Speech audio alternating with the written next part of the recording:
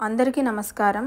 ఈరోజు మనం ఉత్తరప్రదేశ్ ప్రయాగ్రాజ్ త్రివేణి సంగమం అయిన గంగా యమున సరస్వతి సంగమించే ప్రదేశం త్రివేణి సంగమం, అలాగే అష్టాదశ శక్తిపీఠాలలో ఒక్కటైన మాధవేశ్వరి ఆలయం, అక్షయవటం, ఇంకా శంకర విమాన మండపం, ఈ ప్రదేశాలన్నీ ఎలా చూడాలి, ఎక్కడ ఉన్నాయి అనే దాని గురించి తెలుసుకుందాం. ప్రయాగ్రాజ్ కాశీ నుంచి 150 కిలోమీటర్ల దూరంలో ఉంది. మీరు పబ్లిక్ ట్రాన్స్పోర్ట్ కానీ, టూరిస్ట్ బస్సు కానీ లేదా కార్ కానీ బుక్ చేసుకోవచ్చు. టూరిస్ట్ బస్ బుక్ చేసుకోవాలి అంటే కాశీలో తెలుగు వాళ్ళు ఎక్కువగా ఉండే పాండే హవేలీ ఏరియాలో స్టే చేస్తాం కాబట్టి అక్కడే చాలా బుకింగ్ ఏజెన్సీస్ ఉంటాయి. వాళ్ళు పర్ పర్సన్ 400 రూపాయలు ఛార్జ్ చేస్తారు. బస్సులో కాశీ నుంచి ప్రయాగ్రాజ్ తీసుకొచ్చి ఒక పాయింట్లో ఆపేస్తారు. అక్కడ నుంచి అన్నీ మనం సొంతంగా ఆటోలో తిరిగి చూడాలి. టూరిస్ట్ బస్సు వాళ్ళు ఉదయం 5ంటికి తీసుకెళ్ళి రాత్రి 11ంటికి తిరిగి కాశీ తీసుకువస్తారు.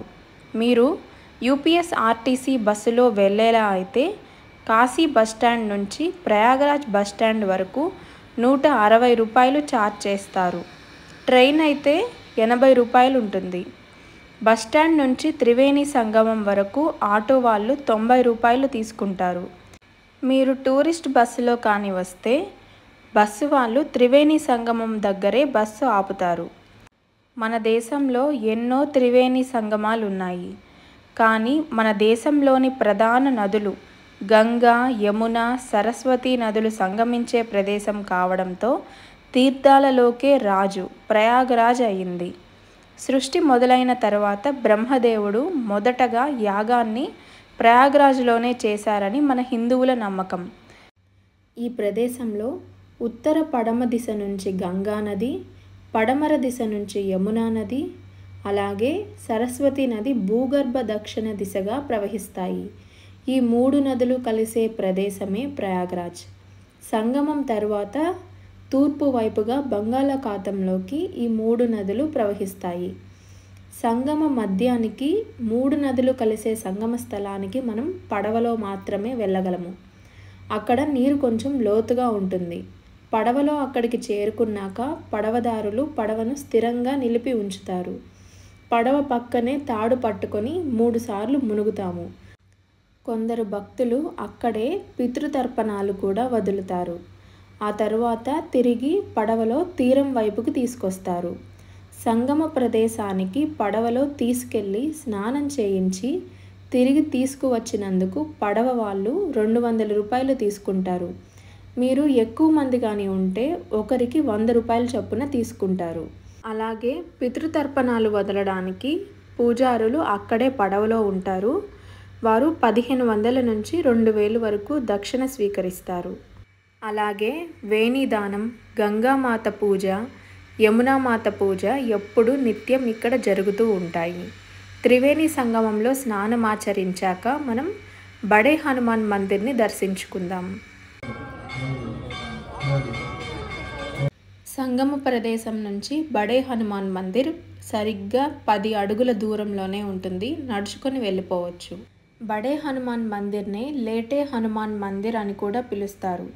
ఎందుకంటే ఇక్కడ ఆంజనేయ స్వామి నిలబడిన రూపంలో కాకుండా పడక భంగిమలో అంటే శయన భంగిమలో దర్శనమిస్తారు.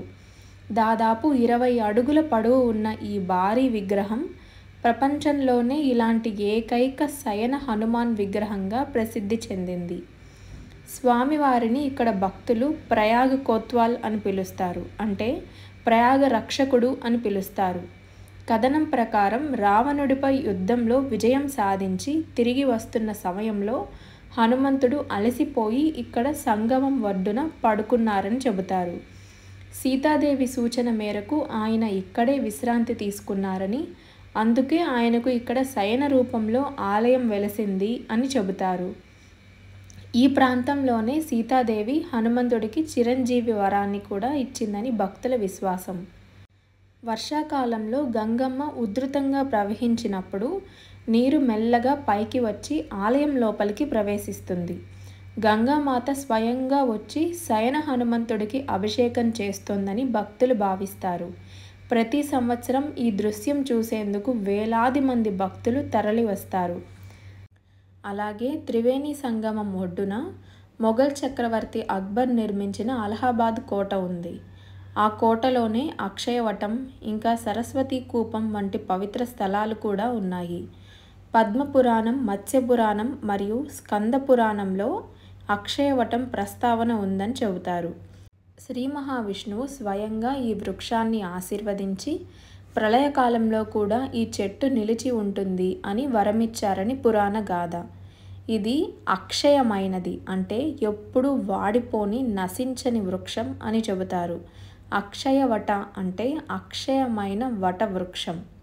మొఘల్ చక్రవర్తి అక్బర్ ఈ చెట్టు గురించి తెలుసుకొని ఈ చెట్టుని చాలాసార్లు ధ్వంసం చేయడానికి ప్రయత్నించారు. ఎన్నోసార్లు కొట్టేసినా, ఎన్ని మందులు వాడినా ఆ చెట్టు మళ్ళీ చిగురించడంతో భక్తులకి ఈ చెట్టు అందుబాటులో ఉండకూడదు అని ఆ చెట్టు ఉన్న ప్రదేశంలోనే కోటని నిర్మించారు.